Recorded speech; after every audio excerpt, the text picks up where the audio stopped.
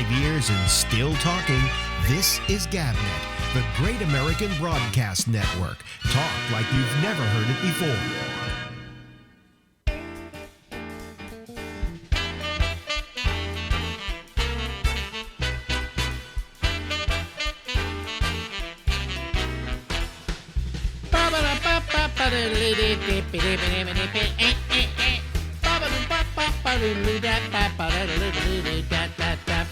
Hey everybody, it's Alex Bennett and this is the Ramble, and we go from now until midnight tonight on the East Coast of the United States.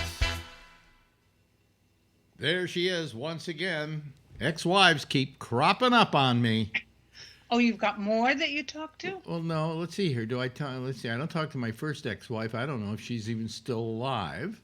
My second ex-wife, of course, was you. Well, excuse me, you. And then Susan, I talk to upon occasion, and I hardly ever talk to my current wife. So she's just right next to the other room, right? So, So how are you, Ronnie Bennett?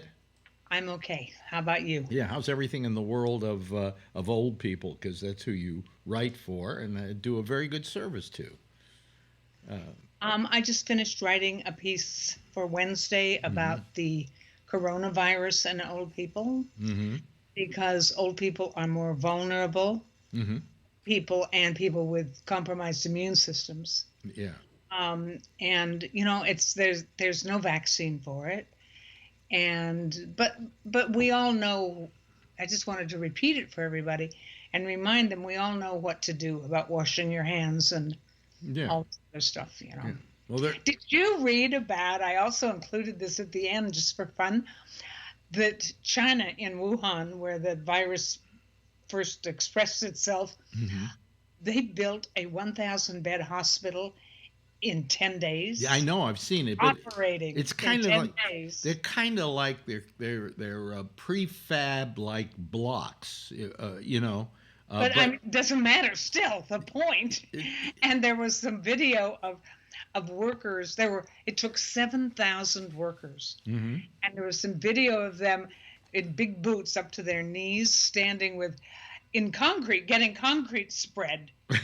with standing in it up to about their mid-calves. But you see, here's the reason. In China, they get stuff done because only one guy has to say, do it, right? Well, if we had to build the same thing here, it would have to go through Congress, and everybody would be dead before they laid the first So are you lobbying concrete. for an autocracy?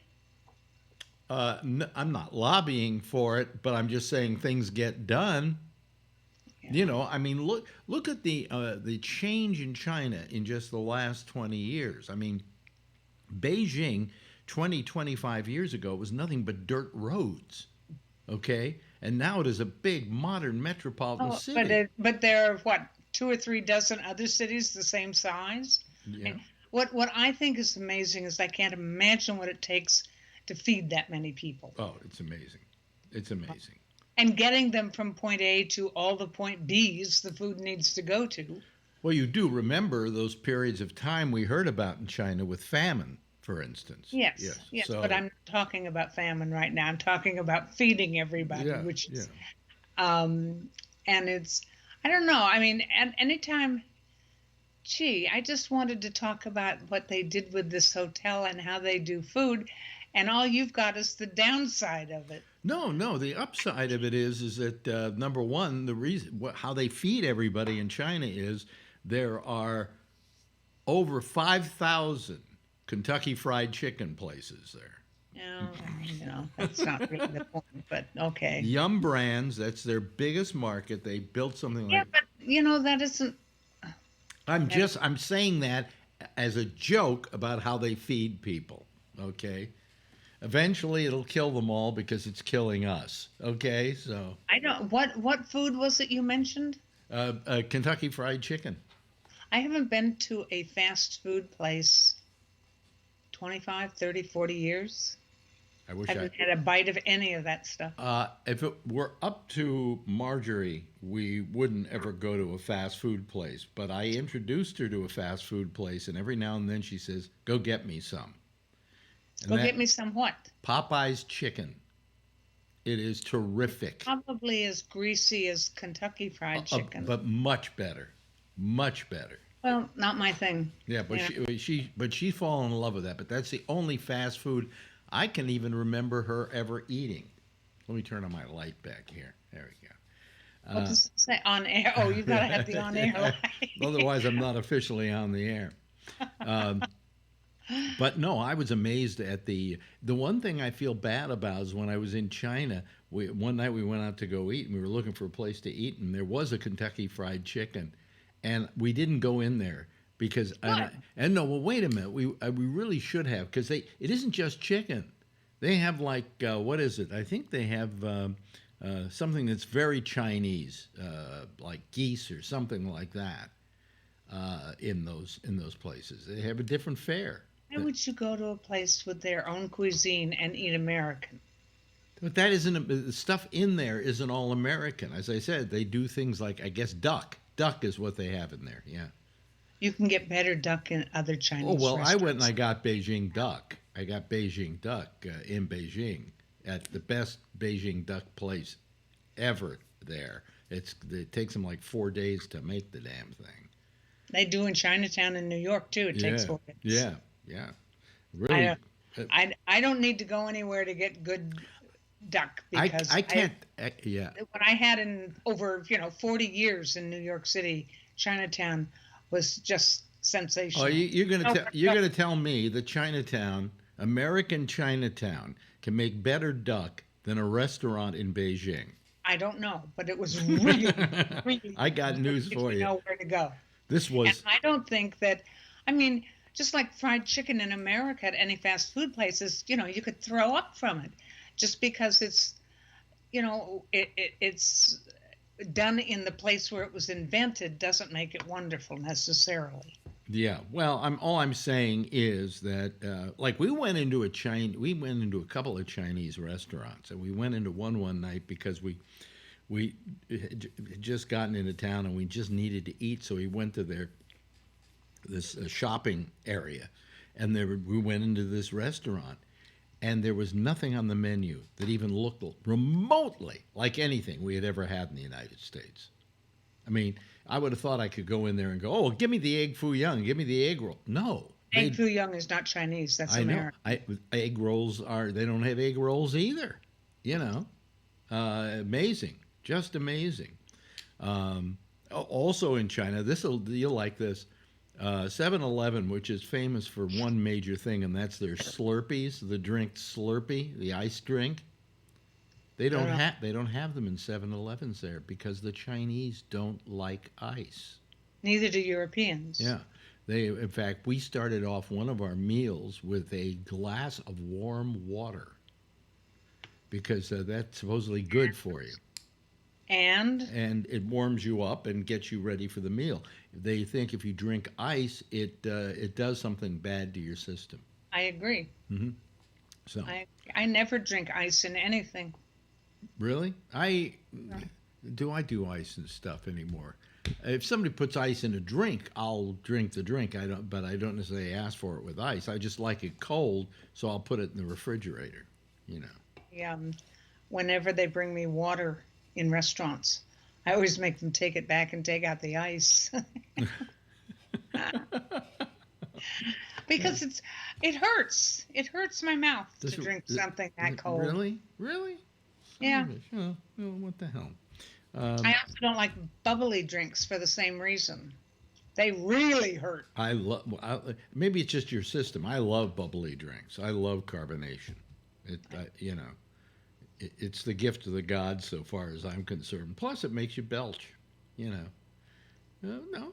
Well, I don't know that belching. I don't know that belching's bad for you. Well, you kind of maybe don't want to do it in public. Well, I've been known to. But anyway. I'm stifling a comment really hard. Even in our marriage, folks, and ever since, she's always been rather amused by my grossness. Yes. Well, I don't know that it's amusement. I know that you're a lady of nice things and of pleasantries and so on, but occasionally a good belch and a good fart isn't a bad thing, you know. Just not in public. Not in public. No, no. In the bedroom. No. Anyway, look. So anyway, how have you been? In other words, we haven't asked you about your health lately.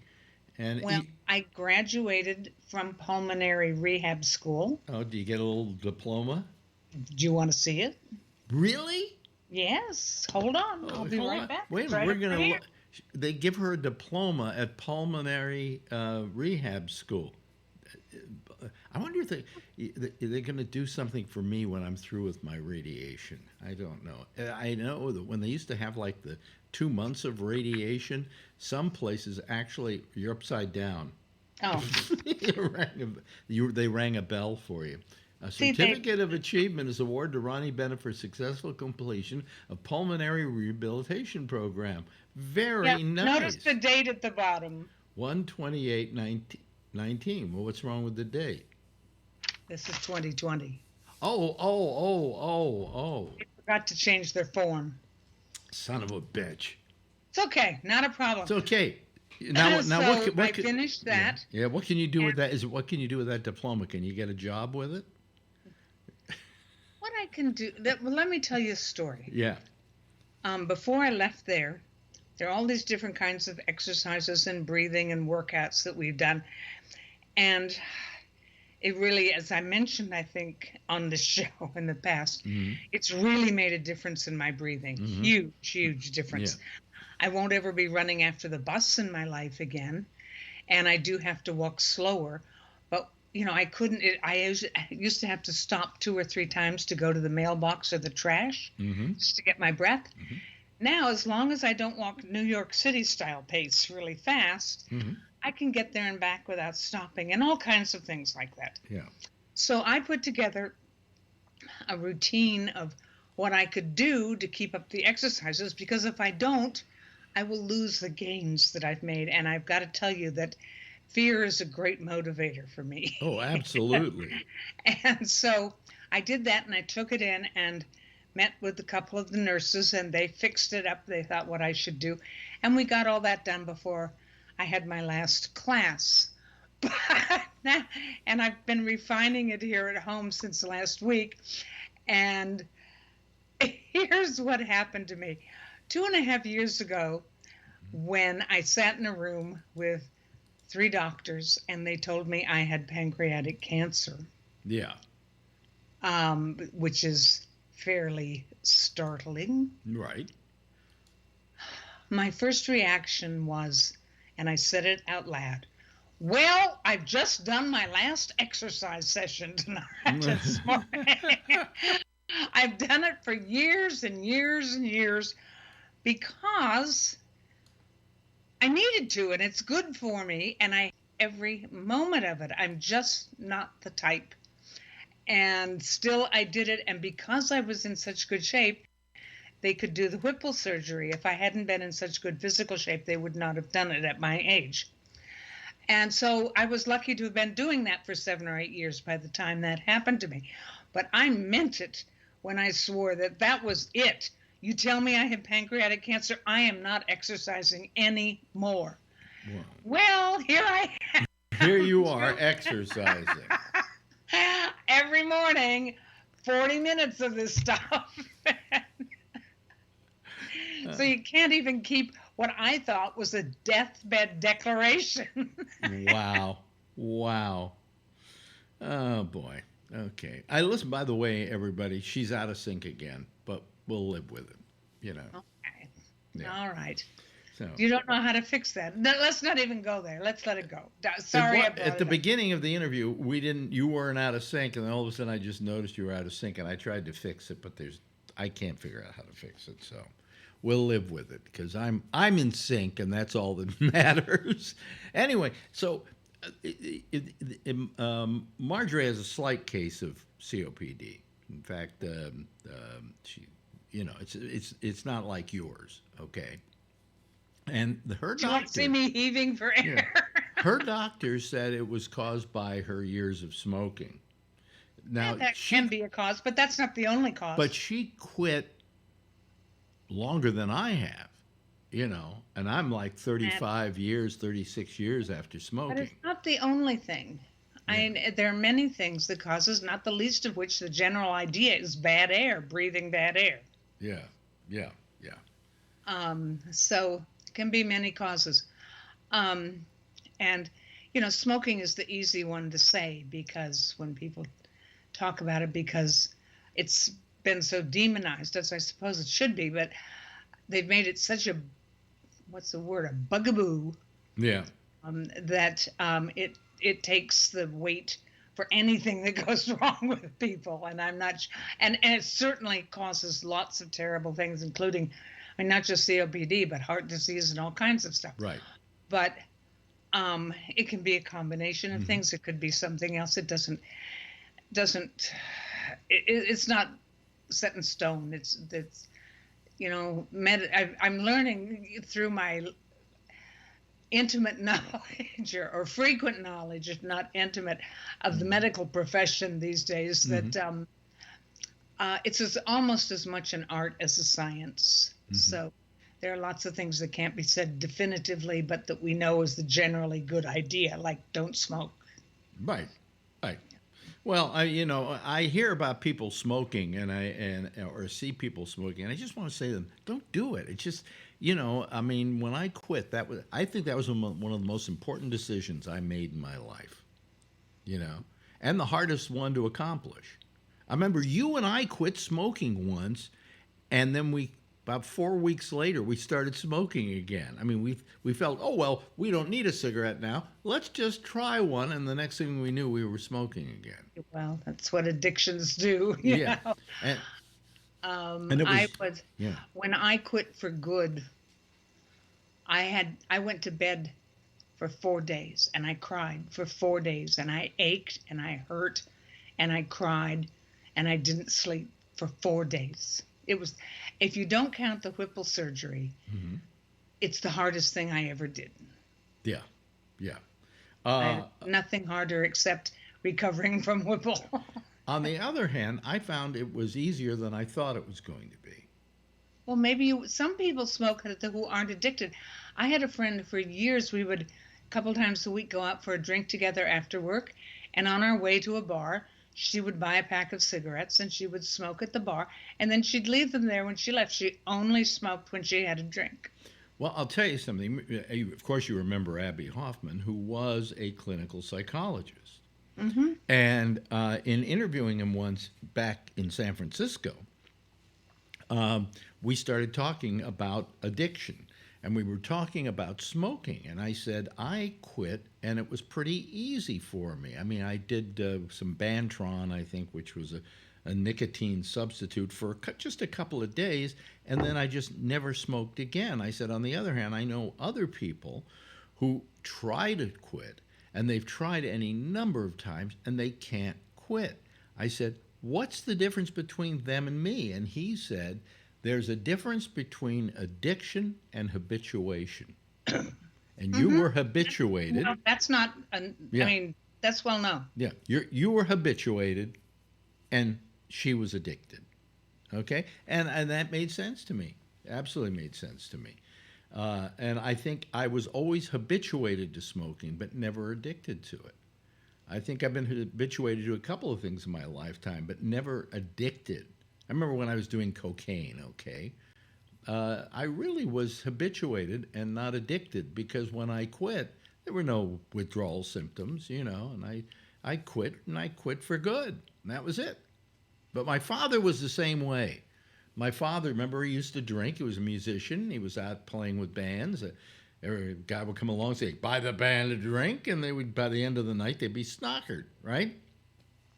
My father one day found that he could hold his liquor, but he found the day came when he couldn't any longer, and he just said, I quit, and he just stopped. But he wasn't addicted. He had a drink now. Right, but he was quite a drinker while he was a drinker, That's not the same as being addicted. Yeah, well, that's what I'm saying. I think that we not enough times do we always try and treat things like they're an addiction. I mean, I think that Alcoholics Anonymous is a wonderful organization, but it doesn't necessarily solve every problem because everybody's different, and everybody has to approach it differently. And anyway, my father just quit. I was amazed. I had, and he smoked, and one day he just said, "I don't want to smoke anymore." He quit smoking. You know. My mother always thought she smoked, but she didn't. She would always puff on the cigarette, but she'd never inhale it. And she'd go, "I got to quit these things." And I'm going, "Mom, all you got to do is put it down. You're not inhaling it." Yeah. So. What was cool about your dad is that was everything. Yeah. Was when there were people at the house, and he was making drinks, serving drinks, and all of that stuff. Nobody ever noticed that he didn't drink. Yeah. And he made a point of that, of behaving in such a way that nobody noticed. Yeah, yeah. And it was amazing that he quit drinking and could still make drinks for other people. But he wasn't addicted, so it didn't matter. Do you remember drinking in those days? Because what I remember about my parents is they would come home from, my mother would come home from work, and my father would come home from, he was in real estate at that time, from work. And he would just, they would have a drink when they came home. It was just, People do that all the time. They still do. I don't know. Do people still do that? Yes. Or do they light up a joint? No. No? People still come. I mean, certainly some people do, but people still do that. They come home from work and make a drink. You know what? I've never been able to figure out. Just because you don't do things, Alex. Yeah. You really can't think that the rest of the world behaves the same way. Well, no, but it's kind of interesting, but I find it difficult to understand why I have never, ever liked alcohol. Never. I mean, or an occasional drink now and then. No. I don't like eggplant. Yeah. I don't really care to know why. No. I think because in a proper, decent world, everyone would hate eggplant.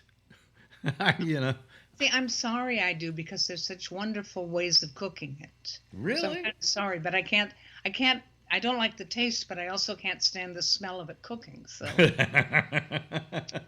I don't know. I can eat almost anything except eggplant. Yeah. So, I mean, I just, I've never been, I don't think I've ever been an addictive personality at all. Even though I've had been doing stuff for a while, smoking cigarettes, so on. Cigarettes were the hardest ones to quit because you are, it's almost more pervasive and horrible than almost any other kind of addiction. I think it's even worse probably than alcoholism to kick. Scientists, a couple of scientists I used to know have told me, and I've seen it in articles, I don't know the provenance of the articles, that cigarettes are a stronger addiction by magnitudes than heroin. Wow. That make it harder to quit than heroin. Wow.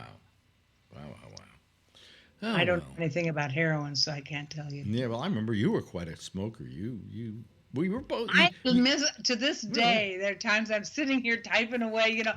I need to think. I would like to have a cigarette. I'll make you feel real guilty. You're the one who started me smoking. You always tell me that. As though you're not an independent human being. I wanted to impress my girlfriend. And you were smoking, I think at that time, Newports. So I started smoking Newports. Yeah, you did. And I started smoking Newports, and I was really into it. I not only had the Newports, but I got myself a Newport lighter, so I matched with the whole thing. And that's how I started, was you saying, here, you want to try a cigarette? Sorry about that. Well, if I was dying of lung cancer right now, I'd blame it on you. By the way, just quickly, what do you think about Rush Limbaugh having lung cancer, stage 4? For a lot of people who smoke, that happens. Yep, he did smoke for a long time, and then he quit and went to cigars, which is not much better. Quitting doesn't change the damage. Yeah, yeah. I get such a visual response from people. Oh, good. I hope he dies slowly. You know, they because they mix the persona of the radio guy with the actual guy, and I always appreciated Rush Limbaugh as a talent. Okay, I didn't agree with his politics, but I liked his. I appreciated his. I think he was very good at his job. Oh, I thought he was. I thought he was excellent. But that's me. Looking at another person in the business who does not what I do exactly, but well, that's me as a producer looking at somebody. Well, you producers are different. You're always nagging us anyway, so you're weren't us. Nothing good would happen to you guys on the air. Oh, really? Oh, yeah. No, actually, you're right. You're right. Because I had a producer, Albert Reynoso, my last producer, the one at Sirius XM, who was so good. He made me look great. He made me look great. Yeah. I had to do that with a number of television hosts who weren't capable. Yeah, we won't say who. Oh, boy. Yes. So, are you going to watch the State of the Union address tonight? Today is Tuesday. Well, this will probably, I'm not doing a show on Tuesday, so this will probably run on Wednesday. So I thought he was an asshole last night when he did the State of the Union address. And I think stop it. I can safely say that. This is Tuesday. He's doing it tonight after we've recorded this. Yes, right. So I'm acting like what I think I will say anyway. Yeah. And then there were what do they call them? Caucuses in Iowa Monday night. Yeah. Well, what a clusterfuck that was. I went to the Iowa caucuses a few years back, and I was impressed by them, oddly enough, because it's really homespun politics. People get into a room and they convince each other that they should go with their candidate, and it's really a wonderful process. And I'm sorry to see it have fallen into such disrespect because of this error of judgment and using apps and things like that.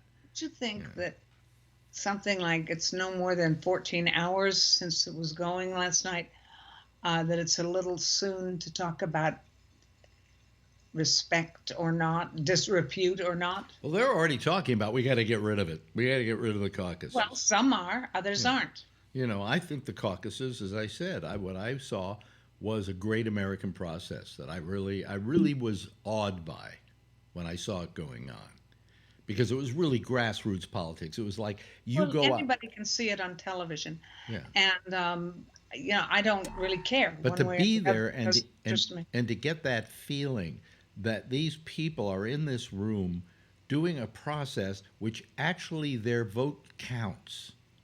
I mean, it doesn't count for anything. It doesn't get anybody elected. Well, it counts in that you're there. That they don't just do this for the presidential elections. They also do this for state elections as well. And about 0.5% of the people of the state participate. Well, and that's the problem with the rest of them, But anyway, I just thought I'd throw that in. Hey, we've kind of run out of time here. We've actually run more than out of time. What? Yeah. We've done 28 minutes already. You ready for that?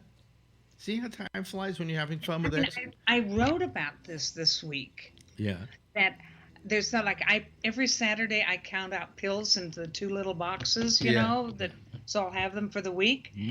And it takes about 5 minutes. Well, a little while back, it's really boring, by the way. It is really boring. I do a whole month. Well, I'm telling my story right now. Yeah. And so a couple of Saturdays ago, I stood there in the kitchen going through them all, putting them in the right little boxes. And I expected it, as usual, to be about 5 minutes. And I looked at the clock when I was done, and 15 minutes or more had gone by. What did I do, black out? And if so, why was I still vertical? I mean, it made no sense. And then I've identified some other things that take terribly much longer than I thought. I mean, I don't understand how being old slows you down counting out pills, but apparently it does. Once again, ladies and gentlemen, we're appealing to a crowd that is not in what we would call the prime demographic. She's talking about sorting her pills, and I'm arguing with her, you only do a week, I do a month at a time, And it's all getting old stuff, Tomorrow I have another one of my radiation treatments, it's fun. The worst thing about the radiation treatments, they're boring. Most of that kind of stuff is the people who conduct the tests are actually doing something, so they're not bored, you know? Right. But you're just, whenever I have a CT scan or they take blood out of my arm or something, I'm just sitting there while they do their thing. And if it doesn't get over quickly, you're right, it's really boring. Well, we're really running over, but who gives a shit? What happens is I've got this machine that's going around me every now and then it stops, and then it's around me some more, and then it stops. Yes. This went on the first time for about 45 minutes, okay? And then the guy says, all right, we're ready to zap you. It'll take 2 minutes. And the thing went, nyeh, nyeh. Okay, you're through. And I'm going, what was the rest of the time for? He said, setting it up. Oh, man. Really, I mean, we shouldn't complain. They're miraculous things. Oh, listen, this radiation treatments used to take 2 months of going 5 days a week. And this, zap, zap, zap. And the only side effects I've had, I'm a little tired, and do they tell you that it's from that, or sleep last night? No, they say that you can have mild fatigue and urinary problems, which I have. I have to, I really don't think we want to discuss those. Well, yeah, no, we don't have to. But because they're going up anyway. I can't even believe it works, because I don't feel anything. You get a shot, you go, hey, I'm going to get better. I've got something in me. This, you don't feel a thing. Nothing. Zero. Oh, that's cool. Yeah, of course it's cool. It's science fiction. And then he's going to go put the prostate seeds in me after that. And after maybe about a week and a half, 3.5 weeks of one thing and another, I'm good to go. That's it. That's great. Problem solved, and hopefully it won't come back. So, yes. Whatever. Anyway, hey, listen, what? You look like you're... How often do they check you after that's all done? That I have no idea. I would imagine probably every 3 months or so. Okay. They probably check my PSA to see how it's doing, and, whatever. But, it should in most cases they say that both being used I'm doing 2 different courses of things, and they say that once you do those, your chances are very good that it's about 92 You'll die of something else. No, I think he said, he says 92 to 93% chance it will not come back, that it'll be gone. So anyway, but whatever. I said, see what we talked about. It doesn't hurt, and it doesn't leave a scar. No scar. Cool. Nothing. Not even it's not even laparoscopic. And the other one, I won't tell you how they put the seeds in, but I can guess. But they don't cut. No, they don't go up your butt. They really don't. They stick a needle in your perineum. I know. And then they put the seeds in there, and you're out for that. So, what the hell? I don't care. Put me out. When does that happen? That'll happen on the 25th of August that I'm going in for that August? procedure. August of February. Oh, okay. This month. All right. Yeah. On a Sunday, they're doing it. No. 25th is a... 25th. You said 23rd, I think. No, 25th. Right. Sorry. 25th. So, all right. It's a Tuesday, and it's an in and out procedure. So, you don't stay in the hospital or anything, And supposedly, according to, I looked at what my doctor writes on his thing, and he says, you can resume your normal activities, even play golf. funny. We know what's important to him. Yeah, I want to know why golf? Well, you can get back. Well, it's the same. For me, it's the same thing as when news people use sports analogies when they're talking anything else but sports. Mm-hmm. I don't know what you're talking about. You know what they're going to have to give me? This is funny. What they're going to have to give me after I had the seeds put in me is a little card saying I've been radiated, that I have seeds in me. So if I want to go take a plane trip, if something goes off because of the radiation, I just show them the card and they understand. Oh, you're liable to set off the metal detectors. Or something. Yeah. So they. Well, there must be lots of men who do that. They must be used to it. Oh yeah, no. They from what I've read, when I read this thing, it said that every guy at an airport knows about this. Yes. So. Like people with a knee, or hip, or something. Yeah. Yeah. Right. Oh, I haven't been on an airplane since I had this, where it's somewhere up here, this port installed where they put fluids in and take out blood and stuff like that. Yes, your USB port. And yes, it is, kind of is, yes.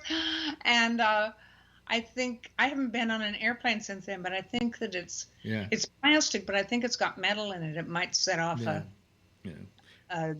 indicator. Well, we should both get on an airplane together. We'd really set off a nice musical rendition. Hey, look, we got to go. We've gone 35 minutes. Wow. Well, not a record for us. I think 40 was our record. Ladies and gentlemen, that's a little bit out of sync today, but nevertheless, always in sync mentally. Trying anyway. It's Ronnie Bennett. Thank you, Ronnie. I appreciate it. Thank you. 5 years and still talking. This is GabNet, the Great American Broadcast Network. Talk like you've never heard it before. Yes, and that's Ronnie, and this is Alex, and here we are. We're here tonight, and I'm going to turn on the Skype lines. I understand Phil is not going to be here tonight, so it's safe for all the rest of you to call. By the way, I said she was out of sync, and as I was watching it when we were recording it, she was out of sync, but then I watched the recording, and she was in sync, so go figure that one out, okay? Anyway, hi, how are you? I may have to run off to the bathroom tonight on any number of occasions. I don't know, in which case I'll let you talk with each other for a few moments. The reason being that, I just did my third day of radiation today, and the effects of it were a little bit worse than it's been before. I mean, in that having to pee and so on and so forth. Oops! Oh, wow! Oh, wow! Wow! Wow! Oh, wow! Here comes Scott Boddicker. He always comes on the program when it's what can we call it, Scott? When it's clear I was actually calling in hoping he'd be on. Oh, really? Oh, okay. Wait a minute. Hold on a second. I just put on Scott Boddicker and it went to something else. Now go. There we go. There's that. And Charlie I just wanted to hear how he spun all that stuff. I just wanted to hear. I got an email from, not an email, but a message from him. Hi, Charlie. How are you? I got a message from him saying Scott. He wasn't going to be on tonight, and then he wrote, I thought last night's speech by Trump was incredible. And I'll tell you what happened. I'll tell you what happened with me in that speech. It was on, and I went, "Oh, the State of the Union is on. I guess I'll tune in. I'll go over to it." So I went over to it, and there he was blathering about health, plans.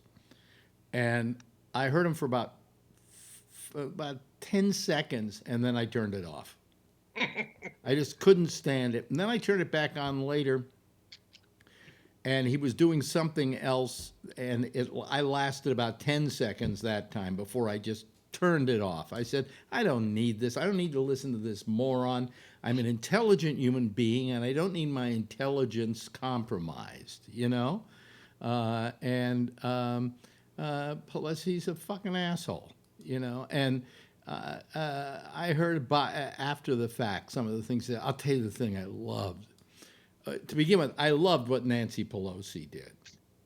I just thought, you know, and of course the Republicans are going, oh, that's horrible what she did. That's terrible.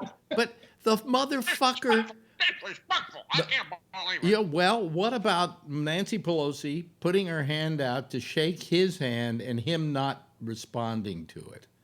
Yeah. You know, so her tearing up his speech, I think, was entirely appropriate. Yeah. And the man has no, the man has no class about him. From what I could see of the speech, he wasn't giving a speech about the state of the nation. He was giving a speech about how good he is. Okay, and that was the entire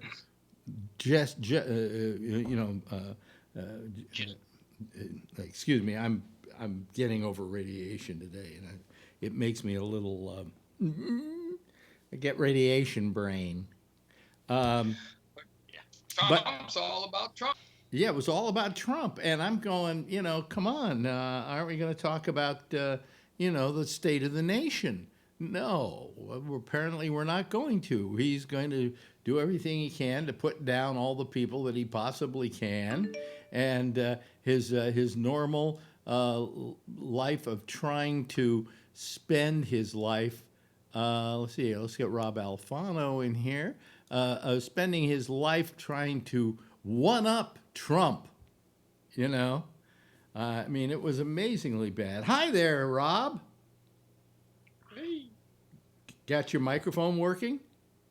Oh, got to take it off mute. Yeah, yeah, yeah. Helps. You kind of got your studio going again. Not really. I just have the mic working. Okay. I'm getting a new console, and I'm gonna completely rebuild this thing. And then you can do more voices for me. Yeah, I'm buying a new board. Yeah. Oh, good. Yeah, I'm buying a professional radio console. Are you really? Yeah. Why? Because it's way less complex than this board here. Mm-hmm.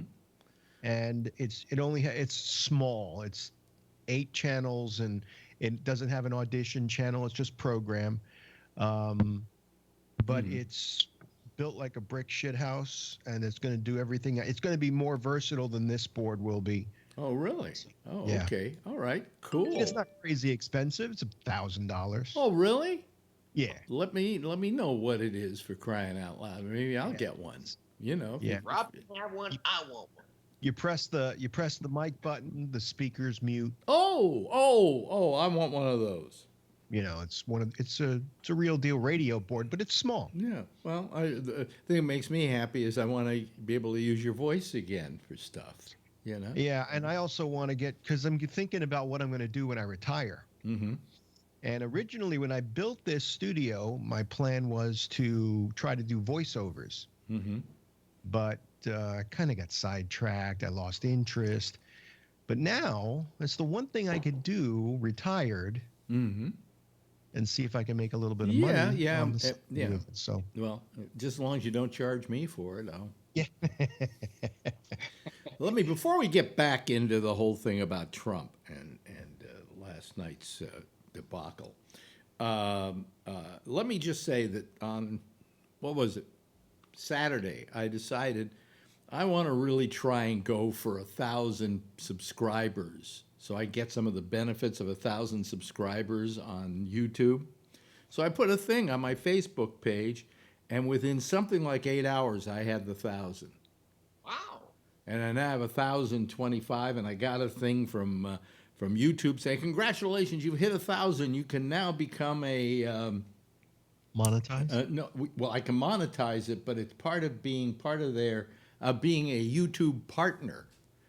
And YouTube whore. Yeah. So I'm a YouTube partner, and they said it should take a month before we'll give you the okay on that. And it took them one day, and I got a thing saying, "Congratulations, you're a YouTube partner, and now you can monetize it." So I might run a commercial before the show and after the show, but I don't think it's going to make me any money because I don't have that many people watching. You know, who would you run the commercial for? Oh, they would probably run them. Trump. Oh, I see. And then I would get paid for them being run.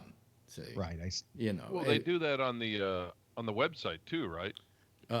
They do that on the. Yeah, because on your TuneIn. web on the Gabnet page when you go to TuneIn. start like when you go to Jack's TuneIn, show. when you go to TuneIn. Yeah. They start Jack's show on that thing. They do a tight commercial. Yeah, you can get around that by just listening to Jack's show off the on demand where we don't run any commercials or anything. Right. On my Mac, I have a plugin that I don't have to watch any commercials. Really? Yeah, I get a little thing every time I click on because I watch it. I have a ton of YouTube channels that I watch, and every time I start a video, I get a little thing in the lower right-hand corner. It says skip ad. Mm-hmm. I click that, go right to I don't have to watch any ads. Never. Yeah. So anyway, so we're It doesn't mean they don't get paid on them. Yeah. Well, I want to watch them. Yeah, I want to thank everybody who signed up. I mean, it was amazing. I mean, I was at something like 850, and I put this thing up, and within about 8 hours or 9 hours, all of a sudden I hit 1,000. People really responded to it, and so now we have over 1,000 people subscribing to this YouTube channel. And thank you all for those of you who did it, and for those of you who didn't, well, you know, so what? You know, it's okay by me. Anyway, let's get back to what we were talking about. We don't have Phil here tonight, so we can talk about it without getting interrupted by, you know, I consider anybody who is for Trump to be intellectually deficient. Okay? Would anybody disagree with that statement? Okay. But I do. You do? Okay, go ahead. Yeah, so I found this really cool little community cigar bar. Not a cigar bar, a cigar shop where they have some nice comfy leather chairs. Yeah. You can sit there, you buy a cigar, you smoke it, and you hang out. Well, I met some guys last week who like Trump, but when you have this, not like Phil in the way they are with Trump, they see his faults. They made some very intelligent arguments about Planned Parenthood and what the Republicans want to do. And they're saying, look, in my family, I don't believe in, abortion, but come on, a woman has the right to choose. These are Trump people. Yeah. And I was just sitting there amazed by the discussion with these people who said, I like a lot of what Trump is doing, but I disagree with, and they just went on and on and on. And so there are people like that. There are people like that. Well, you know, my problem with that thinking is that we have to remember that the President of the United States is the representative of our country to the entire world. And that he needs to have a certain kind of respect for everyone else that doesn't generate ill will for the United States of America. And he has generated nothing but a mess of ill will around. I'm afraid to go to Europe just for how they'll look at me for being an American. Yes, Kevin. So what we want is people like the people that we're talking to Rob to be president and not Donald Trump. Well, you see, I can see somebody being a conservative. I'm not saying that's intellectually deficient. I mean, right. Just the way he carries himself, protects himself. Patrick is a conservative, but he doesn't like Trump. Right. You know, because quite frankly, I think if you're a conservative, really Trump doesn't engender conservative values. No, look at the debt. Look at a lot of things. Look at his morality. Look at his morality. Look at the national debt. I mean, this guy couldn't get how many marriages right? Right. How many times has he been married? Third. He's on his third. He's on his third, and he's not doing too well with this one. She looked happy to me. She's under contract. She looks like she's blinking her eyes in Morse code saying, "Get me out of here." I mean, Yeah, did you see her put that medal on Limbaugh last night? It was like she was being tortured from afar.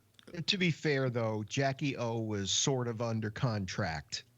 yeah, but let me ask you a question. I didn't see it. Was Limbaugh there? Yes. I was eating dinner when they put that medal on him, and it almost launched. Wait a why minute. did they do that? I wanted to get into that tonight because, Yeah. first of all, let me say that I feel sorry for Rush Limbaugh. And That's fine. And I feel sorry for him because I have always respected him as a broadcaster. In other words, as one person who does what I do, watching somebody else do what I do, and seeing him do it with a certain amount of virtuosity. I don't like what the message he has to put across. Does that make sense? It does, but I disagree in that I think he's irresponsible. He's spreading the gospel according to Rush in a way that makes it seem like it's news and people buy into bullshit. It's sort of like what Stephen Colbert used to do when he did the Colbert Report. Right? But that's not what I'm attending to, though. Here, what I'm saying is that as a talent, looking at another talent, I say this guy's really good at what he does. Now, I don't agree with the message. I don't agree with how he's using that talent. But I do say that when I remember years ago listening to Rush because I was traveling between Sacramento and San Francisco, and Rush was on, and I would listen to Rush. And I went, I don't agree with a goddamn thing this guy says, but boy, he does it well. And I was looking at him as one talent looking at another. Now, I can sit here and tell you, for instance, that who was the guy that just died? Imus. Don Imus was a piece of shit. He wasn't very good at all what he did. And Howard, who I have over the years had a certain, shall we say, interesting relationship with, in spite of all the times that he's put me down and said I stole from him and everything else, I still think Howard Stern's a pretty damn good talent. I mean, when I've listened to him, I said, this guy is good at what he does. So, there's a difference between going along with the message, and I don't admire Rush Limbaugh for his message or for what he maybe has done for this country by espousing that message, but I'm talking about his ability. And let me just say there's one other factor here that comes into play. Most of us who do talk shows are, in fact, playing a character. I try not to, but even I have a certain character I portray. You know what I'm talking about, Rob. I do, but I think I just like that I don't like how he comports that character and tries to tell people bullshit, and they believe it. Well, I'll tell you what happened in the days that I used to listen to him. He was very self-pejorative about himself. Who? Rush. He would talk about his nicotine-stained fingers, and he would always say negative things about himself. He would always kid about himself. And in later years when I heard him, he became more serious. It was like he suddenly felt he had more of a mission than he had in the beginning, when all he cared about was purely entertaining an audience with some kind of right-wing character. Does all this make sense to you people? Because I'm talking to Rob, who knows what I'm probably talking about here. I do. I just can't see. I can respect Don Imus because Don Imus, when he talked to lawmakers, when he talked to people, he didn't spout out a bunch of bullshit like a bunch of... Yes, but he was anti-Semitic and he was racist. I will agree with that. Yeah. But at least if you know that, then they move on from it. With Rush, he's portraying himself and he's portraying his message as the truth. So same thing with Sean Hannity. They come out of the same frickin' school. And to me, that's dangerous to our society. When you start to confuse politics and news with being a character, and you have people with IQs that, around the 80s and 90s who buy into that crap, it's dangerous because it's fake. That is fake news. To me, and then he's the scourge. I see. I would, if you were to argue that, okay, I would go along with you. I would go along with you more if we were talking about Sean Hannity.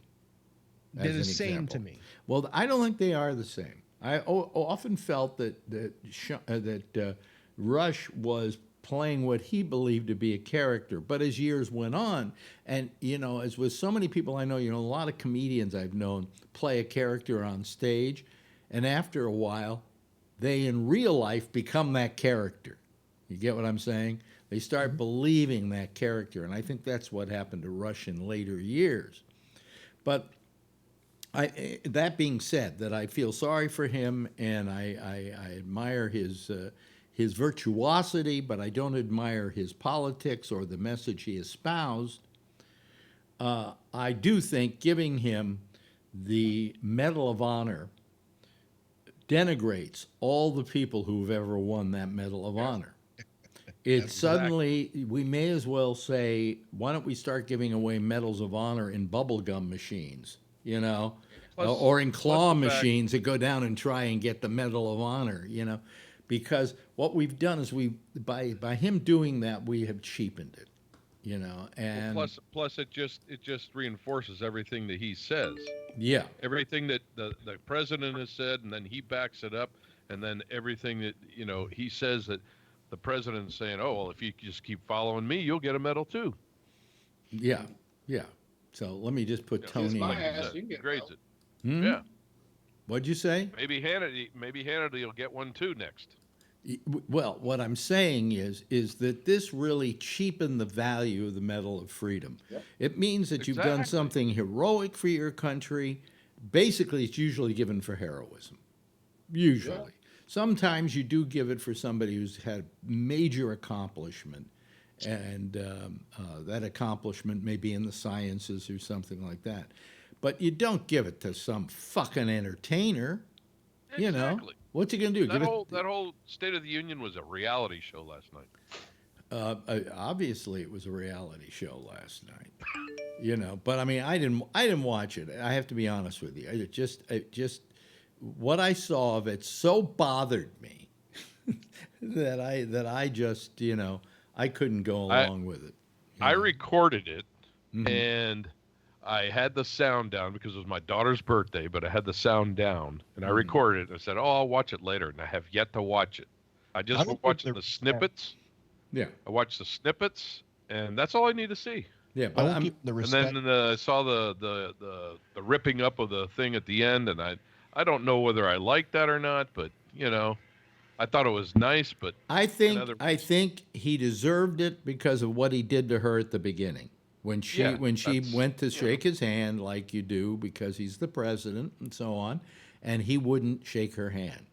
That was his opening salvo, and her ending salvo was tearing up that speech. Now here's the thing. Here's what really got me. Pence, who we all know is such a fucking toady. I mean, geez almighty. He had me. He must give one great blowjob, for Christ's sake. We just lost Tony again. I don't know what his problem is tonight. Pence said about the tearing up of the thing. Did you hear what he said? He said, and this is his absolute. I'm quoting him exactly what he said. He said, it was like she was tearing up the Constitution. Oh, yeah. You. Exactly the same. So was everybody on Fox, and it was like they just blew it all out of proportion. Yeah. Tearing up the Constitution. Rip. What? His speech was the Constitution? Give me a fucking break, you fucking moron, asshole, motherfucker, cocksucker. Trump wipes his ass with the Constitution. Yeah. I mean, that's what I would have done. I would have pulled my trousers down and wiped my ass with his speech. And let's for a moment say, for just a moment, what a brave, decent person Romney turned out to be. Wow. Yep. That was a good speech. Yeah. And what? That his morality would not allow him to vote to not find him guilty, and he was the only Republican that did. Wait a minute, Kathleen is trying to call the show. Wait a minute, hold on. Wait a minute. Wait a minute. Wait a minute. We're doing the show right now. Why aren't you calling into it? Well, because some shit's going down with my dad, so. Oh. Oh no. I know I probably won't be on the show for a couple weeks. Well, why don't I call you when the show's over with tonight? Okay. Well, you know what? Call me tomorrow. Okay, I'll call you tomorrow. Okay, honey. All right, I'll talk to you later. Okay, boy. Bye. Oh boy. All right, bye. Yeah, I don't know if she had to know I was on the air at this time, Yeah. but oh boy, Doesn't sound good. and that doesn't Doesn't sound good at all. doesn't sound good at all. Yeah. Oh, Well, her mother died about a month ago, maybe a little longer than that, Yeah. 2 months ago, and it's not Yeah. uncommon for a lifelong mate, to go Yeah. right after that. It's like, they die out of loneliness in a way. Strange. Oh, don't say that. No, your mother isn't going Yeah. anywhere. 'Cause She's not going anywhere. You don't want to yet, Alex. she wants You're to there, keep me. Tony. You're there for her. You don't want to yet. You got to make it to 66. Well, you know what? My mother lived 40 years You just after had a my girlfriend over tonight. father died. Wow. Lived for 40 years after my father died, and my attitude was, how much did she really love my father? I mean, She don't want to go. I went, oh, maybe she just didn't. She wasn't, So Obviously, anyway, she didn't remarry, did she? No. no, she never remarried. No, She must have loved her. I imagine she did, but I never heard her pining about him. And I'll tell you something. Later on in life, like when she was like about 90 and we were talking about him, she started talking trash about him. Oh, really? And that pissed me off because I loved my father and didn't like her as much. Okay? And how dare you put down my dad? Hi, Jeff. Hey guys, how you doing? So, but I feel so sorry for her. Yeah, that's I think the world of Kathleen. She's been a friend for years and years and years now. And, well, what the I'll try and call her later anyway. So anyway, where were we? Oh, so we were talking about Limbaugh dying, and he's dead. Let's face it. How long do you think you got, Alex? Well, my aunt had that, and she didn't last long. I say It stage spread. 4 lung cancer. They'll potchkey around with him for the next year or so. They'll remove nodes from his lungs and things like that, and eventually he's going to die. Of this. I wouldn't let them touch me. That's like. I would let them touch me if I got that diagnosis. Well, What, it depends. what are you doing? Why go through that? Well, my question is, why am I going through what I'm going through? Well, you're not. That's not a death sentence. What you have, I would do the. No. But if you're told you've got stage 4 cancer, you're going to let them dig and pull out for Well, what? I'm letting him. I don't know. I'm letting him radiate me. You're gonna live 20 years. Yeah, you could live. That's not going to kill you. You know that. Yeah. Giuliano has prostate cancer back in the early 2000s, didn't he? Yeah. And you know who his doctor was? Your doctor. My you said, doctor. Yeah. Yeah. So but my doctor, he loves doing the seeds because I called him and I said I saw him today. He came in after the procedure, and I said, so how's the radiation going? And he said, it's going great. I said, so is this going to do away with any of it? And he says, we don't know. He says, we don't know how successful this particular thing is. And I'm going, then why the fuck is he even doing it? He said, but the seeds will take care of it. So he's Dr. Seed, and I'm getting the seeds on the 25th.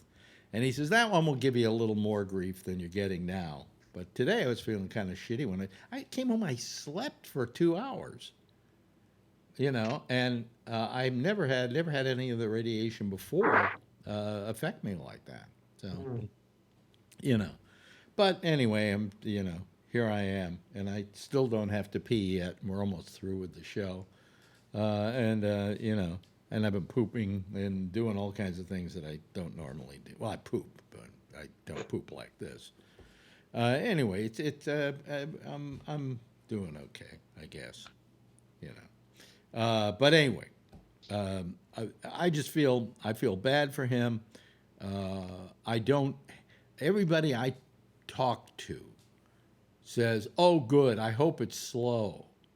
Really, that's the reaction people have about him having cancer. Alex, they're just saying they want him to live a long time. Oh, I see. Oh, okay. Okay.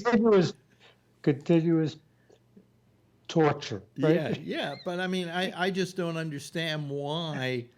I can't have that kind of I can't have that kind of feeling because I have cancer. Okay, so I certainly don't want him to die from it. Although if it were Sean Hannity, I might not be so forgiving. That's where Sean learned it, though. What? That's where Sean learned it. That's where Sean realized you can make money. He's the host, if you will. Well, I mean, Okay. He's patient number one. Can I give you an example that may clear this up for you, Rob? There was an actor, very fine black actor, by the name of Stephen Fetchit, who created a character of a black man who's going, "Feet don't fail me now," right? Now, he invented that character, and he didn't create a stereotype. He created a character. Then along comes Mantan Moreland and Willie Best and all these other black guys in the movies who are doing the same act, and all of a sudden it becomes a stereotype. Same thing's true with Rush. If Rush were the only guy in the business doing what he does and there weren't other imitators, then you wouldn't blame Rush as much. You get what I'm saying? Alex Jones. Alex Jones is simply a Rush wannabe. Hannity is a Rush wannabe. All these talk show hosts in the country are Rush wannabes because he was the guy that what he did is where he was smart is it used to be, and you remember this too probably, Rob, if you've been in the business long enough, a thing called the equal time provision. Yeah. In which if you had a viewpoint, you had to invite an opposing viewpoint to be on your program to give it balance. Right. Well, at a certain point, they threw out that. And up until that time, Rush, when he was doing talk shows in Sacramento, was just, he was inviting people to come on with the other opinion. All right? Which is the way, that's what talk radio should be. Well, but with this talk radio is dangerous. When they did away with the equal time provision, Rush saw that as an opportunity to take a stance, to be a certain, have a certain position and be able to do it without having to have anybody else on to disagree with him. And he saw the value in that, and he saw the opening there, and he took it. Now, we can't blame him for that because that was a business decision. It was all the other people that came after him that then tried to imitate what he was doing that made it so toxic, Think so? Yeah, I think so. I don't know. I think Rush did enough damage all on his own. The other ones just capitalized because they realized it was a way to make money. It was that was the hook. That's what the Morning Zoo guy. Who's the other one that got thrown off Fox? The other conservative host, he had a nighttime show on Fox. He was a Z Morning Zoo host, and then he went into not Riley, not O'Reilly, not Riley, the other one. You know who I'm talking about? Another one of these clones who comes on with a strong personality and, preaching fake crap and, getting followers and getting more powerful. And it's one thing if it's that's the guy who was drawing the conspiracy theories. Glenn Beck. Glenn Beck. Yeah. On the chalkboard like a nut. See, when you bring politicians on and you talk to the president and you do stuff like that, and you've got a shtick, you're getting people to buy into. He was so fucked that even Fox didn't want him after a while. I mean, they just do a lot of damage. I'm sorry, I think it's wrong, and I'll never forgive any of them. And I could give a damn about Rush Limbaugh and his. And by the way, Beck did recant a lot of his beliefs later on. Who did? Beck, when he went into having his own setup and everything like that, he suddenly felt and said, "I've done some bad things here." But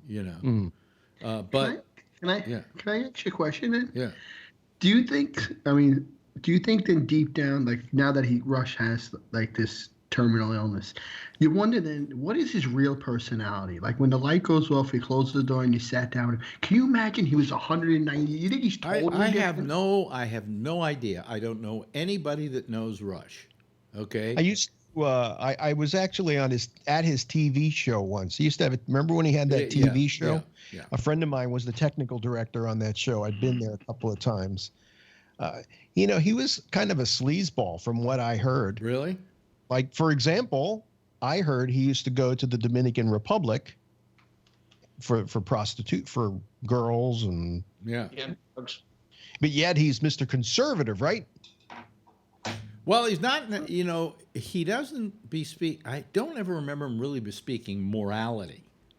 Okay.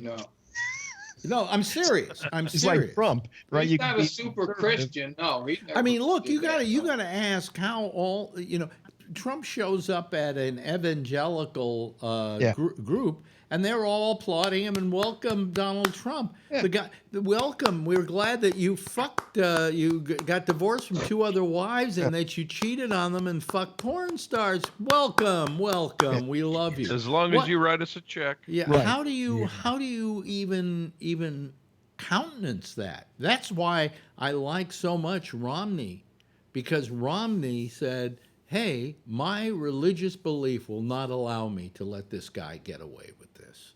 Right. And I actually really believe. I thought that was genuine. Actually, he seemed genuine, Romney. Well, of course, to me. Of course, he was genuine. And he basically said, "I says I'm going to get blowback from this." Yeah. But I don't care. And he's in a way he's safe because in Utah they don't like Trump. The Mormons do not like Trump. They find him an immoral human being that they really have no respect for. So he's kind of not putting himself on the burner on that one.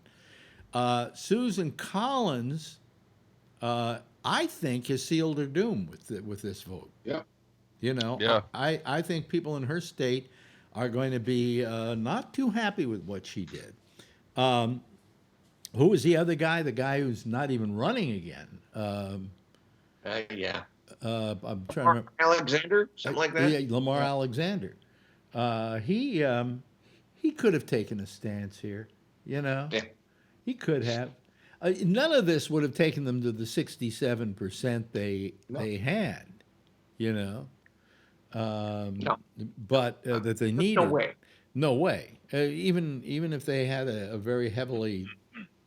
It takes 67% or something like that. And, right. 2/3. 2/3. And so really you're never going to get rid of a president. I'm sorry. It's never going to happen. He could be Hitler and you wouldn't be able to get rid of him. That's true. But if Nixon were alive today, he'd go, shit, I shouldn't have resigned. Well, they had him so nailed that even the Republicans were going to go after him. You think, really? Yeah. And it wasn't as divisive a Congress then as it is now. It was divisive. It's always been divisive. but not like today. I mean, it was just so. I stopped believing in America about halfway through the vote today. Okay? I stopped believing in America because I just don't think there's anything we can do about it. When they say, well, you're the American public and you can vote these guys out and blah, blah, blah, blah, blah. Nah. We don't have any power over this. Okay? You're just going to put another stooge in there. Put another stooge in there. And you got to get this one out because today he wrote some tweet that pretty much indicated that even if he was not reelected, he wouldn't leave. You know, so very scary. I mean, it was his Fifth Avenue moment. Yeah. It was Yeah. Yeah. To remind him that Senator not Pruitt being can shoot somebody in Fifth Avenue and get away with it. Senator Pruitt just proved that. Yeah. I can jump in Nevada shit and come smelling like a roses. Well, he's going to feel more empowered by this, but he shouldn't feel empowered because it's going to be interesting to see what happens to these senators, you know, when they go running for re-election. I'd like to see it. I'd like to see if people remember. Yeah, the ones who are up for re-election this year are in more trouble than the ones 2 years from now because the American public's, you know what it had me There's thinking? 20 Republicans up this year. What'd you say, Charlie? There's 20 Republicans up for re-election this year. Okay, I'll bet you that at least half of them don't get re-elected. Yep. That would give us the Senate. Yeah. Yeah.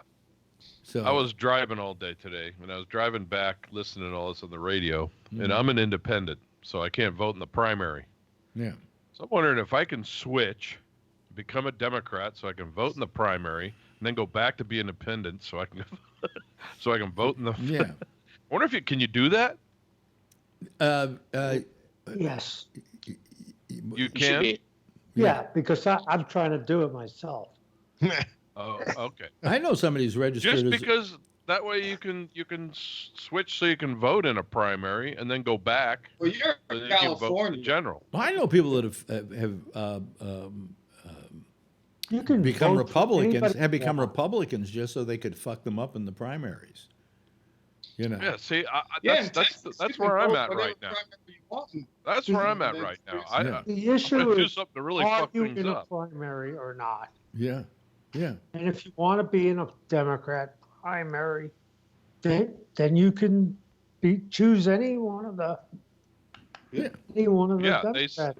They say you can available. switch over, but I didn't know if you could switch back before the Well, general. you could still vote. I think you can switch back on a. I think it depends on how long. It only matters in the primary. Yeah, why would You it can matter? vote however you want in general. Yeah, it doesn't matter in the primary. You can be Oh, yeah, independent. okay. That's right. As a Yeah. Democrat. Now, speaking of That's primaries, you know, we had Just this. get into the primary. It doesn't matter. Yeah. We had this little clusterfuck that happened up in Iowa. They're still counting votes. Can you believe this? Yeah. We're doomed. They're screwing Bernie. Well, you know, I'll tell you, I've often said that I went to the caucuses in Iowa a few years back, and I saw them happening, and I was really kind of in awe of them, oddly enough, because I really felt it was a hands-on American process. You know, more than voting, more than anything else. Here are a bunch of people all getting together in a room and deciding among themselves who they were going to nominate, you know. And what happens is they get in a room and everybody lines up behind these people who are for these various nominees. And then if you don't have 15%, that group, like let's just for the sake of argument say it's Elizabeth Warren's group doesn't have 15%. Then you have to go find yourself another group to be with who was over 15%. So this is what when they talked about second choices and so on, that's what that's about. And at the end of the night, you got one heck of a long line, and that person is first, you know, and then they send that result in to the state, and the state adds them up, and eventually you have a winner. This whole thing fell apart, not because the process didn't work, but because the app didn't work. That's not crazy. You know, they tried to go digital with this whole thing, and it fucked the whole situation up. Yes, Jeff? Well, I have a different attitude of this whole Iowa thing. Mm-hmm. I think it's inappropriate because so many people who have jobs, they got wives, they got kids they got to take care of. They don't have the time to fart around. I believe they've changed. And if you look who was there, it was either old people or college. Well, it's kids. not. It doesn't happen to begin with. It doesn't happen during the daytime, so it doesn't impinge on a lot of people's jobs. All right. So, so it doesn't impinge on people's jobs necessarily. I think they also had a write-in situation this year where you could somehow write in to the caucus. I don't know. I'm speaking out of my ass on this one, but I seem to remember that. Do you remember that, Rob? About that, Scott? They didn't do it. They said it's not the way we do it, so we're not going to do it. Yeah. They thought about it, but they said no. But let's forget about all of that. How do you feel about Buttigieg, huh? Yeah, he did good. You know, I'm more and more believing in Buttigieg every day. I mean, I've been with him kind of from the beginning, but because I look at him and it's like I feel fresh. I feel I lose a couple of years, you know. But when I watch all these other people, like a hunched over Bernie Sanders and a grouchy old Elizabeth Warren and a Joe Biden who's basically saying, "Where am I?" Here's the deal. Here's the deal. Yeah. Here's the deal. Here's the deal. Buttigieg has kind of looked good to me, and I'm an older person. I should respect age and things like that. But at my age, I want somebody young who can take care of me. Okay. And I just think Buttigieg, every time I hear him, I go, this guy is so goddamn smart, and intelligent and well-spoken and knows how to wear a suit well, It's not rumpled. I just think that if he goes up against Trump, he can make mincemeat out of him. And did you see the woman who wanted to change her vote because she didn't realize he was gay? That was funny. Well, I mean, that's always going to happen. It goes to show how informed she was, right? But then again, it's the same people. It's the same people who say I won't vote for a guy because he's black, and we had Obama. So yeah, but that also goes to show how much research she did before she voted. Yeah. You know what's funny? She liked what he stood for, but then all of a sudden she found out his sexual preference. I got to take my vote back. Which is bullshit. It's like so hypocritical, really. Well, I can't say that I don't. Let's get somebody I don't agree with. I can't say that I don't every now and then imagine him with a dick in his mouth. I can't say that I don't. Oh, I've never done that. But that that wouldn't stop me because there's nothing wrong with that. How do you feel about Buttigieg, Rob? You're a little quiet there, and I'm thinking maybe you. I think there isn't a worth. They're all worthless to me on the Democratic side. The only one that I could none of the Democrats, but I would vote for Mike Bloomberg. Yeah, I'd vote for him too if he was really running. I will vote for whomever. So I'm going to vote for whomever goes up against Trump. But I don't think what you got to do is none of them could beat him. If you're going to be in a play, you have to show up for the audition. And he's just not showing up for the audition. He's just sending his resume. Yeah, the commercials. Yeah. A lot of ads. And it's not working for him. What I like about the ads is those ideas are getting across to people, however. Right. He's getting ideas across, and I don't think he's really in it to win it. I think he's in it to get his point across. That could be. But you gotta respect the guy for spending his own money, and like a ton of it. Oh yeah. Oh, for that purpose. Absolutely. I mean, he went over the edge when he was at the end of his New York mayor with the soda and all that stuff. He took a dive off the deep end. Yeah, well, I wonder, how did he come up? Did he just woke up one day and say we're gonna do away with the sodas? He must have saw fat people. I think he's just seeing that people are, sugar is our enemy. I mean, sugar is our enemy, and he was trying to do something about that. I agree with him. I agree with him. It's true. But I don't think that you suddenly. I think he was trying to ban even diet sodas. Oh, really? Because they're just as bad for you. Well, yes and no. Look at me. No, I'm 80 years old and I've been drinking diet soda all my life. Okay. Still here. Well, I'm one big aspartame village here. you know what's going to happen when you die? You're never going to decompose. Oh, your body will stay good. Don't even embalm me. You're gonna That's what they float say. around in the ocean forever. That's what they say that stuff does. Yeah. Yeah. Who's saying that? I don't know. That's what I read somewhere. I saw that it keep you around for a while. Well, I just feel that. Let me see here, Kevin. How do you feel about Pete Buttigieg? I like him. Mm-hmm. I did that. I never had an idea who I was gonna like more, and I did that test that who was it? Mike, I think, put it on.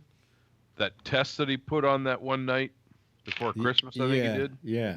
That survey, and I went through it, and it popped up with Pete Buttigieg or Mayor Buttigieg. Buttigieg, yeah. How about you, Jeff? How do you feel? Pete, I'm for Pete. You're for Pete. Good.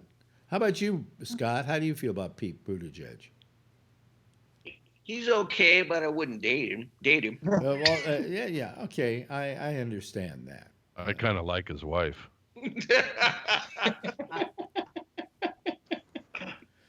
He never does he bring that guy out?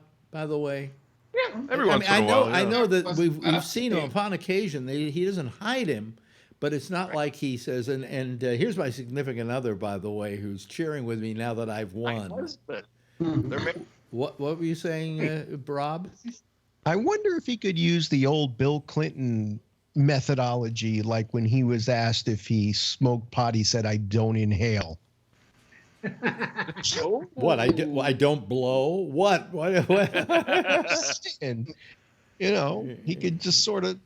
Well, I think they're legally married, aren't they? Yeah, they are. Yeah. As a matter of fact, somebody did an interview last week, I guess it was, with the first men. Mm-hmm. Like Warren's husband and whatever, if they became the first man. Now, do you really think this country is ready for two men in the White House? Really? Stop and think about that. I was thinking about it when they were doing that interview because it was all husbands. You know what my attitude is? What will happen is you does that make? I understand that. Yeah, I agree with you, Charlie, because here's what I'm saying, Charlie, is that if this happens, just like with having a black president in the White House as well, after a while, they're going to get used to it, okay? It's going to be the new normal, all right? Yeah. But how many people are not going to go to the voting booth just because of that? Okay, but let's be honest. Who of all these people can go up the most effectively against Donald Trump? That's why we have nobody. Well, I say it's Buttigieg. I say every one of them could kick Trump's ass. I don't think so. All they got to do is play him saying, "I'm going to cut Social Security and Medicaid at the end of the year." All they have to do is run that 24/7, and they will kick his ass. And he'll lose 50 states. That's what Bloomberg's doing. Yeah. I just don't. I don't think that. For instance, I don't think Elizabeth Warren could take Trump to the woodshed. No. I don't think Bernie could. Biden certainly can't. Biden's already been sullied by Trump. All right, done on purpose. He bumped him off already. He already bumped him off already just by the inference that something went on in the Ukraine. When we get Klobuchar, forget it. Klobuchar, go home. You go back to the Senate where you did a really good job. Okay. It's just Buttigieg seems to be the one who presents a real difference, and a refreshing difference that people might get behind. You know. So you say the words "the first family." And I hate to. Wait a minute. He's gay, and I just said people should get behind him. I'm sorry. But here's a question, though. Yeah. No Sanchez. Is it? I mean, come on. There was probably a gay president already. They just didn't come out and say. Oh yeah. Who was it? Buchanan was gay. Who? Buchanan. Yeah. And he did okay. Yeah.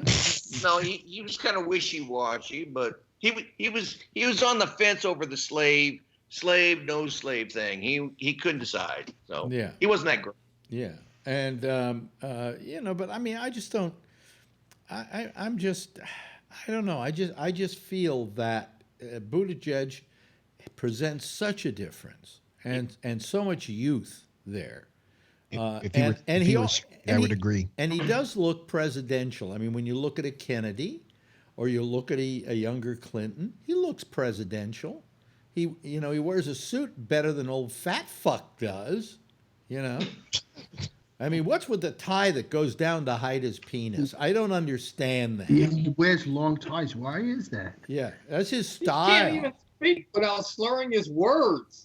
Yes. He got heavy. Oh, that's the latest thing, is the slurring of the words. You've heard that one. That's a sign of a stroke, isn't it? When you start slurring. Yeah. Yeah. He's on some medications that they don't want us to know about. Right. Yeah.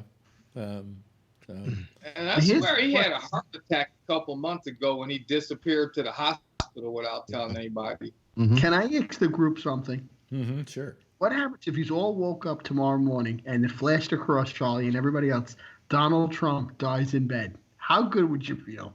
What would be the first thing? I would be scared because then we're getting Pence. And that's... Yeah, exactly. No, it'd be kind of like, yay?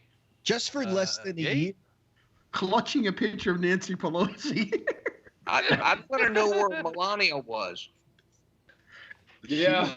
I thought they were going to have What's a their fish. alibi? Somebody just wrote here on our thing, Pete sucks. Oh, but he doesn't inhale. And your point is? That's what I said. It's not new. No. But he did really well, though, in Iowa. That was surprising. Yeah. I was surprised that he beat the other ones. By the way, I'm looking at the clock. I'm going at the clock, hoping I had. No, he spent a ton of money in Iowa. He spent all his time there when Bernie and Elizabeth had to spend, and Amy had to spend their time in the Senate. Well, that couldn't be in Iowa. That wasn't. I'm not surprised at all. That wasn't the only reason. I don't think. But I think he worked a lot hard. I don't think Klobuchar or Bernie or whatever would have changed any of their fates, because they came back on weekends when they weren't in session, and they were, and there were people there speaking for them. I mean, the campaigns went on, even without them. So I don't think they were particularly affected by it, and I don't think Pete had the advantage. I think Pete had the advantage because I think Pete went in there and he made his case, and people listened to it and they liked what they heard. Actually, Bernie got more votes. It's just the way their stupid fucking system is, like the Electoral College, that the person that gets the most vote doesn't win. No, it doesn't. No, first, the most votes on the first go. Okay, then when you start saying, well, if you don't have 15%, you people have to go over to somebody else. They chose Buttigieg. And Bernie got the most votes the second time too. But the third time? It's just that the way it went out, Buttigieg kept getting more delegate. Look, go ahead, run Bernie for president and get used to having Trump for another 4 years. I'm saying that. Bernie beats Trump by double digits in all the polls. It doesn't matter. That's he beats by more than anybody. Charlie, that's twice as well he beats than Buttigieg does. No, but that's in the poll. Charlie, that's right now when everybody's going, what would you do? What wouldn't you do? These polls at this point don't mean shit. I'm going to cut Medicare and Social Security after the election. He's come out and said that. That should bury him right there. He'll never get that passed. Yeah, man. We'll never get what passed. Doesn't matter. He's promised to try it. Cutting Social Security and Medicare, especially with the Democratic Congress, he's never going to get that passed. They would block that, no? No, yes. It's never going to get done. That's never going to happen. He's pandering to his base. And quite frankly, he does away with our Social Security. I'm getting a bunch of old people, and we're going down to Washington with guns. I'll take my mother with you, Alex. She'll run them right over. Roll them over with our wheelchairs. Yeah. She hates them. Oh, I'm getting a stomach ache right now. So something with they have me do these fleet enemas every time before I go in, and I think this morning my fleet enema just didn't sit well with me, and my stomach's been off all fucking day. Excuse me, folks, I have cancer. Anyway. Tonight she wanted me to take out the garbage, and I said I can't. She said, "Why?" I said, "I have cancer." There you go. You know, and I'm mildly fatigued. I had to. I was really fatigued today, and she said, "Would you take the root beer bottles into the pantry because we get them delivered?" And it's a heavy box, you know, and I'm feeling kind of weak today, you know. So anyway, I'm feeling better now, but my stomach's hurting a little bit right now. So God, I feel bad for you. Why? I don't know. No, don't feel bad for me. You're the medical experiment, for Christ's sake. I know. You know. What's going on with you is, you know, and I certainly haven't had to go through what Kevin has had to go through. There's no question about that. Jesus. You know, so I mean, this is just, you know, I don't know why my stomach is bothering me. Like I've had a charmed life. Huh? I said, you guys make me feel like I've had a charmed life. Oh, forget about no toes over there. You know.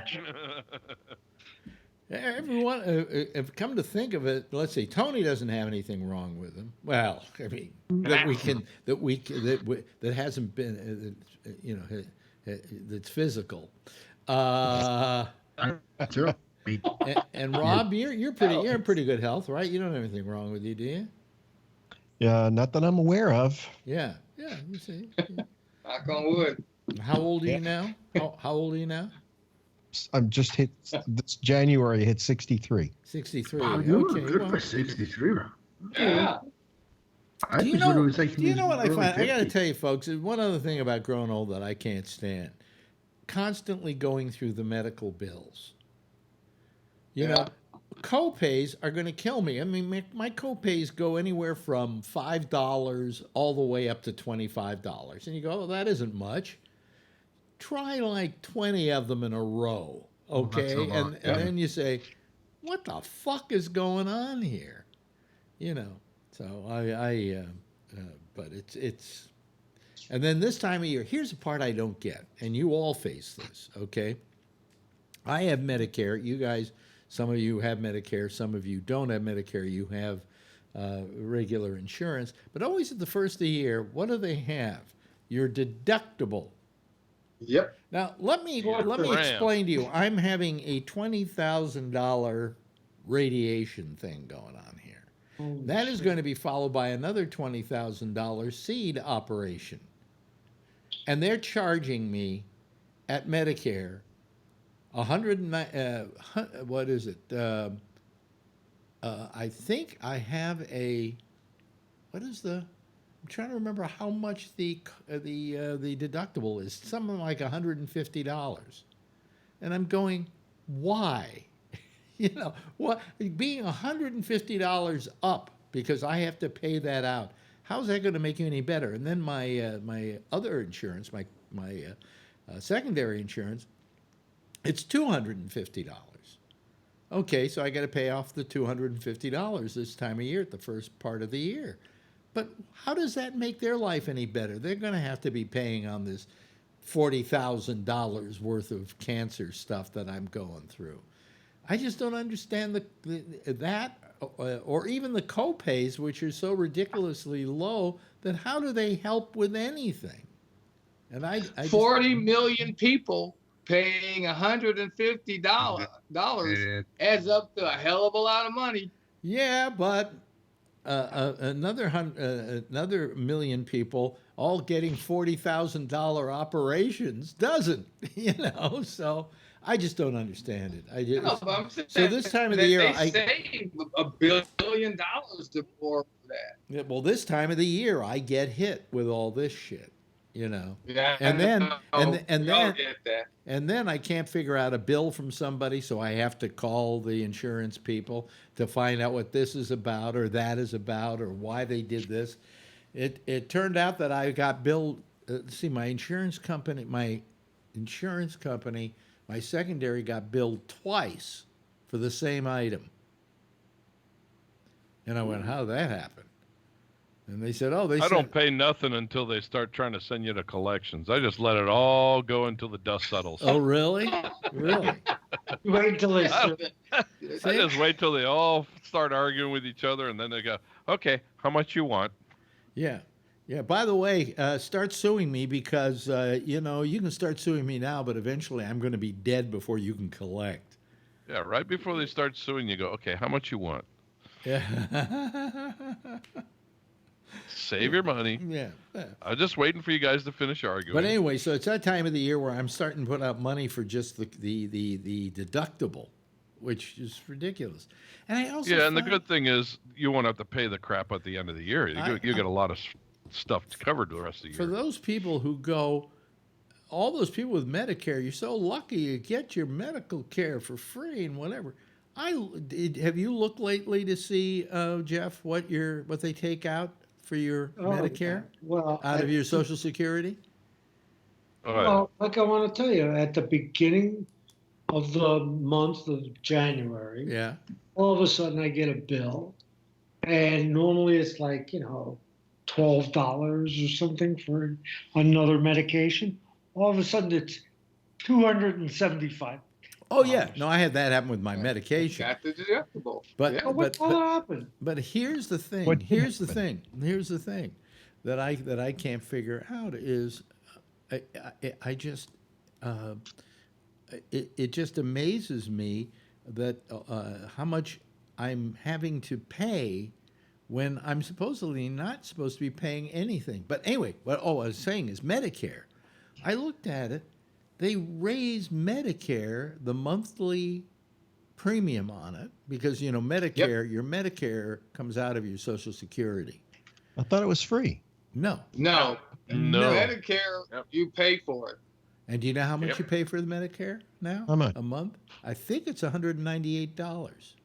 130.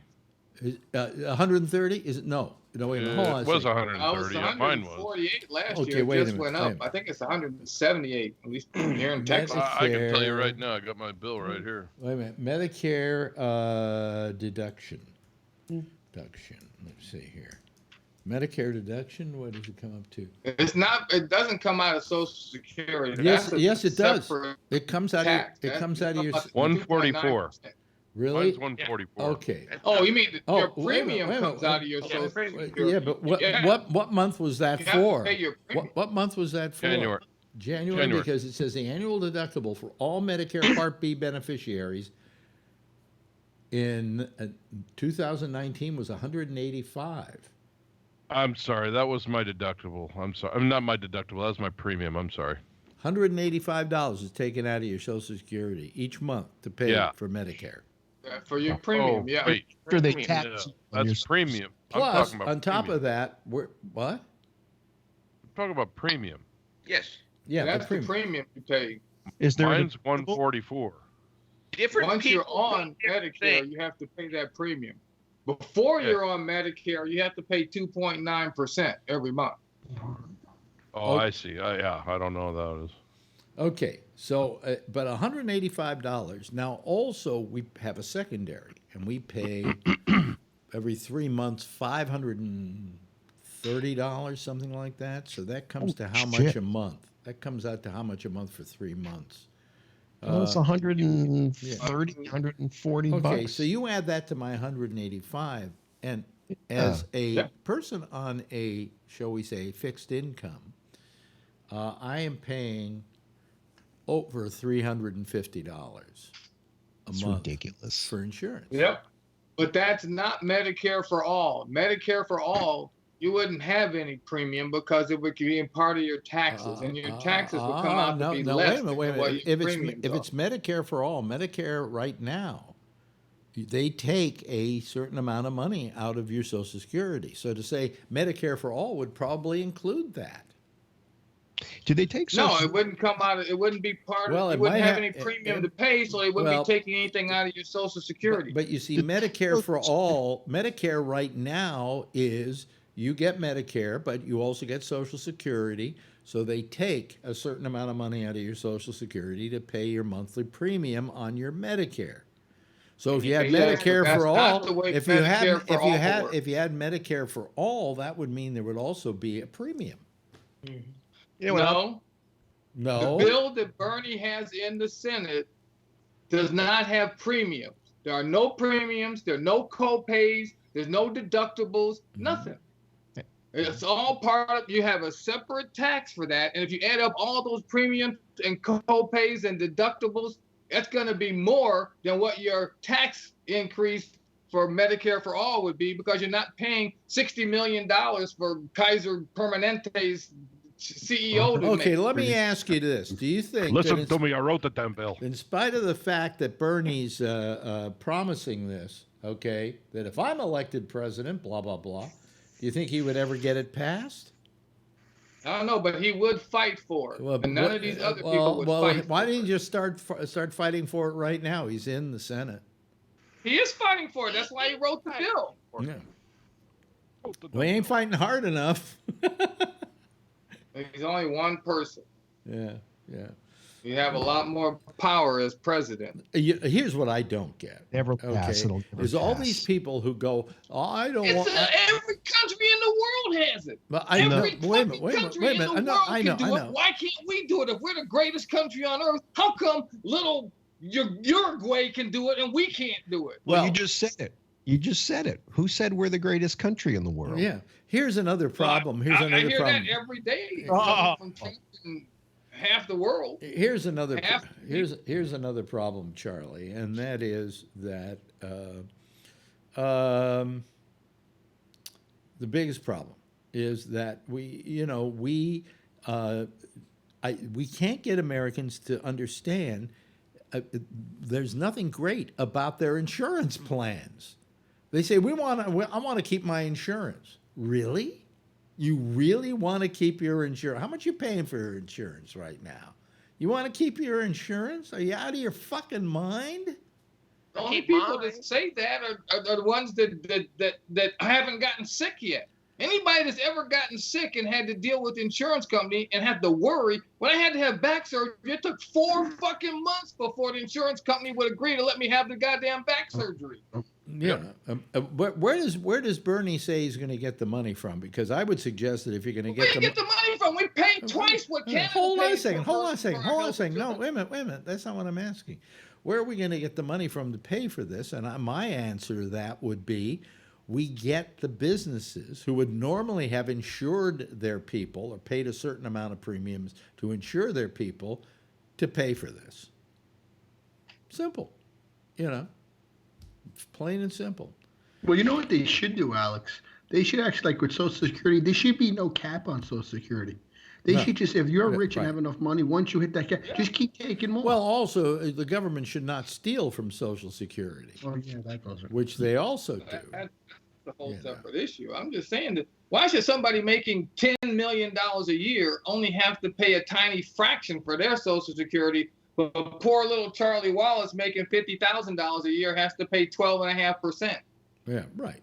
I mean, it's terrible, but the idea that people somehow have been given the notion that paying for their insurance, paying these insurance companies a premium is a wonderful thing for them. Well, because that's the FUD that's out there. That's the bullshit that the other side spreads and people buy into it. It's the same thing when they say, well, you want insurance for all, then go talk to the people in London and see how long it takes to get an operation. And it's easy to spread and people buy into that real easy. I have talked to people from Canada And I know. and none of them have ever said that if they had an emergency, it wasn't taken care of. Right. Absolutely. Absolutely. But that when you say that to somebody who makes that argument with you, they're not buying it. They're just not buying into it. They believe that you're going to, it's 6 months, 9 months to get a simple procedure. Yeah. That's what they believe. That's bullshit. Well, but And that's you know what? We have life-threatening procedures that we can't get the insurance companies to pay off on now. People are dying, literally dying, because the insurance company won't pay for the procedure. Here in the United States, where we're paying all this money. Oh, I know doctors who are literally going out of business because of the insurance companies. That's right. You know, selling their practices to the big conglomerates because they can't afford to do business anymore. Go to any doctor. Go to any doctor who has his own office. Say they're usually roommates with a couple of other doctors as well. That's right.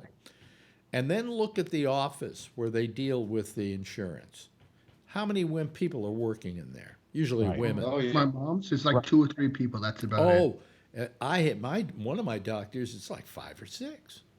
Yeah, my mom's doctor that I used to say when Alex, he's got like 2 older ladies, and that's maybe another person part-time. And then I asked my doctor once, I said, who pays faster faster, Medicare or the insurance companies? And he said, oh, Medicare.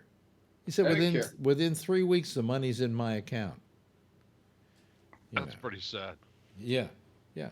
So, but they also don't pay like it's the reason why a lot of doctors don't accept Medicare is because they pay quick, but they pay like the lowest amount, right? Yeah. Well, here's what happens. If you accept yourself as accepting Medicare, then you have to accept what they feel a procedure is worth. That's why they pay quick, because there's no argument. Right, right. And the secondary insurance, which I have, has to agree with that price. Okay, so they're paying based on that price too. And I don't know if there's anything wrong with that, because what the government's saying is this is what it's worth, you know. So, you know, you can charge $20,000 for my procedure, but that ain't what you're going to get. Although I hear Medicare pays a pretty good amount of that $20,000.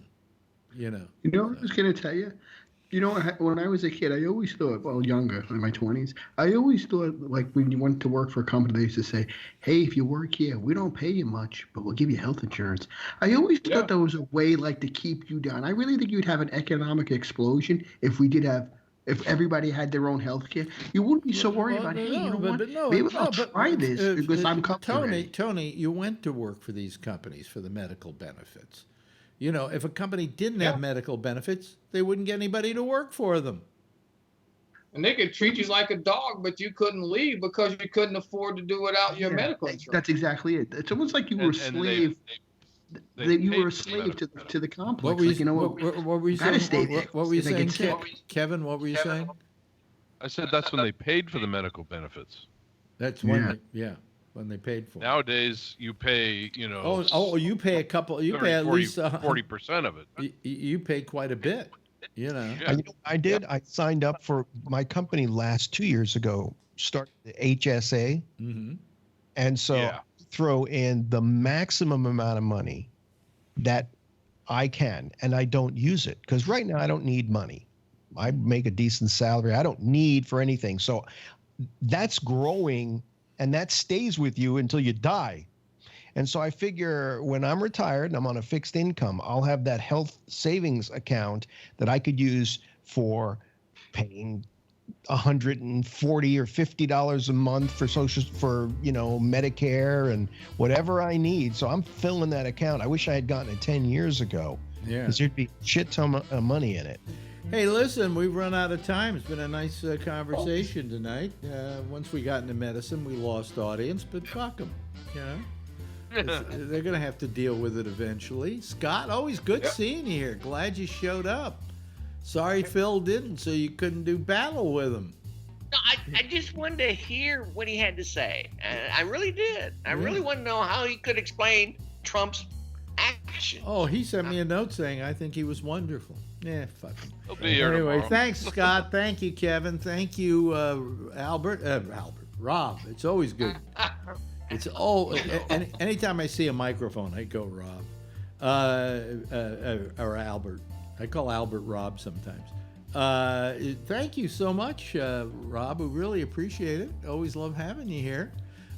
You too, Tony, and you too, Charlie. Got his blood pressure going up a little bit tonight. And Jeff, thank you. Why don't all of you give a big wave goodbye, and I'll give you a big wave goodbye back. Okay, there they go. That's the citizen panel, folks. And let me just hang up on them unceremoniously here. Go bum bum bum, hang up on them, and then sign off and go invisible on the. Okay, so the next program, which is The Intersection with Jack Bishop, will be able to do their citizen panel. We'll see you again tomorrow night, same time, same station, 10 o'clock Eastern Time, rather. And in the meantime, as always, if you see her, tell her I love her, okay? Bye-bye, everybody.